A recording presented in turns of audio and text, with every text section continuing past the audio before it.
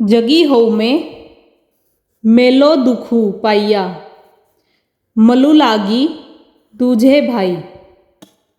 गुरु साहिब ने यह मन मार्ग का हल बताया है। जरा विचार करो, गुरु अमरदास जी ने यह क्या फरमाया है। आप फरमाते हैं कि सारे संसार की आत्माएं अपनी अंशी अर्थात नाम को छोड़कर मन के दायरे में आकर इंद्रियों के रास्ता बाहर निकलकर दुनिया में आ गई है। आत्मा को यह पता न रहा कि उसका पति कौन है। वह नहीं जानती कि वह सतनाम की अंश है और सतलोक से आई है। मन के कहे उसने दुनिया के जितने भी काम किए उनसे मैल ही मैल के पर्दे चढ़ते गए। आंखों से देखता है क्या मैल चढ़ गई। जो दुनिया की बातें कानों से सुनी यह भी मैल चढ़ गई। दुनिया की चर्चा की यह सब मैल इकट्ठी करनी ही है। यह नहीं कि जीव मरकर इंसान के बाद फिर इंसान ही बने। नहीं, वह कभी सांप, कभी कुत्ता, कभी बिल्ला, कभी सूअर आदि बनता है। नाम मार्ग को छोड़कर वह और नीचे ही नीचे चला जाता है। गुरु साहिब कहते हैं कि जीव होमे अहंकार के दायरे में आ गया है और मैल चढ़ा ली। जितनी मैल इकट्ठी की उतना ही वह अपने घर से दूर होता गया।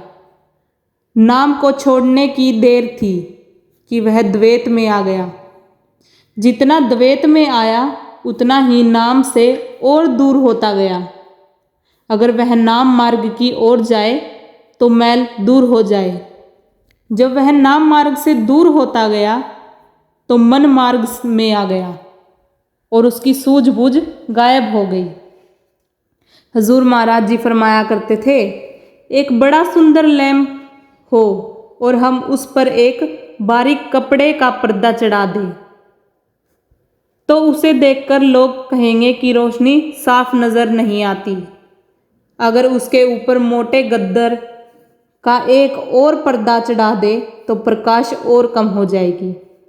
फिर टाट का एक और पर्दा चढ़ा दे तो रोशनी इतनी कम हो जाएगी कि जिस कमरे में भी जाए वहाँ पता भी नहीं चलेगा कि लैंप है या नहीं।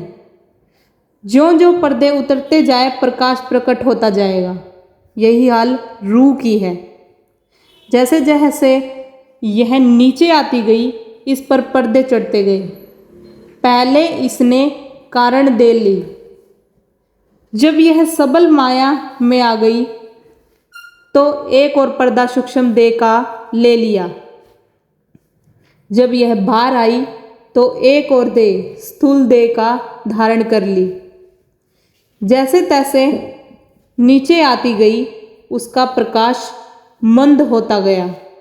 इसलिए अब संसार में जितने काम हम करते हैं वे इस तरह है जिस तरह कोई अंधा टटोल टटोल कर काम करता है। पढ़ाई करते हैं पर यह नहीं जानते कि पास होंगे या नहीं। जब तक पास नहीं होते डर रहता है कि कहीं फेल ना हो जाए। किसान खेती करते हैं, बीज बोते हैं, जब तक फसल घर न आ जाए तब तक उन्हें फिक्र रहती है कि दाने आते हैं कि नहीं। जो होमे के दायरे में आ गया वह दुख के दायरे में आ गया। जिसने नाम को नहीं छोड़ा, द्वैत में नहीं आया, वह दुख के देश में नहीं आया। जैसे हमारी सरहद है तो लकीर ही, इस तरह पैर रखे तो अपना देश है, उस तरफ पैर रखे तो पराया देश। इस तरह सुख ही सुख है, उस तरफ दुख ही दुख है। अगर यह नाम के साथ प्यार करेगा तो उसमें ठहर सकेगा, नहीं तो आत्मा मन के दायरे से उतरेगी और दुख के देश में आ गई। आंखों से ऊपर नाम मार्ग है, आंखों से नीचे मन मार्ग है।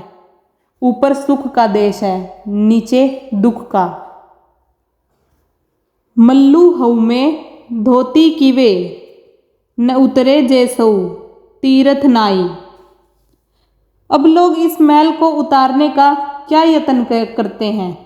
अगर मनुष्य पंडितों के वश में आ गया तो उन्होंने किसी जाप में लगा दिया या तीर्थों की ओर भेज दिया कि जाओ तीर्थों में स्नान करो, लेकिन पानी पापों की मैल को नहीं उतार सकता। वह सिर्फ शरीर की मैल को दूर कर सकता है। पापों की मैल नाम के द्वारा उतरेगी। यही गुरु नानक साहिब कहते हैं, भरिए हथु पैरु तनु धे, पानी धोते उतरसु खे। साधारण धूल मिट्टी उतारनी हो तो पानी से उतारी जा सकती है। फिर कहते हैं, मूत पतीली कपड़ू होई, दे साबणु लई ओहो धोई।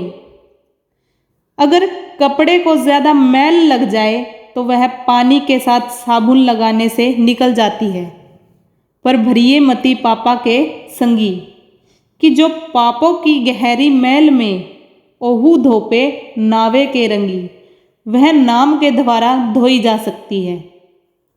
जब तक जीव शब्द के साथ नहीं जुड़ता, पापों की गहरी मैल नहीं धुल सकती। इस मैल को उतारने का लोग जो भी कोई दूसरा उपाय करते हैं वह सब मन मार्ग में है। गुरु नानक साहिब कहते हैं, जपू तपू संजमू साधिए, तीर्थी कीचे वासु। पुण्य दान चंगी आइया, बिनु साचे किया तासु। जप कर लो, तप कर लो, दान पुण्य कर लो, तीर्थ कर लो, संयम धारण कर लो, पर मैल नहीं जाएगी। और कितने भी अच्छे कर्म कर लो, यह मन की मैल नहीं उतर सकती। जब तक आत्मा अंदर जाकर आवाज तथा नाम की धुन को नहीं पकड़ती, मैल नहीं उतरती। वह कौन सा नाम है? गुरु अमरदास साहिब कहते हैं, नामे ही ते सब कुछ होआ, बिनु सतगुरु नामू न जपे। वह नाम लफ्ज नहीं, वह एक ताकत है। सब ताकतें, सब शक्तियाँ उसमें से निकलती है।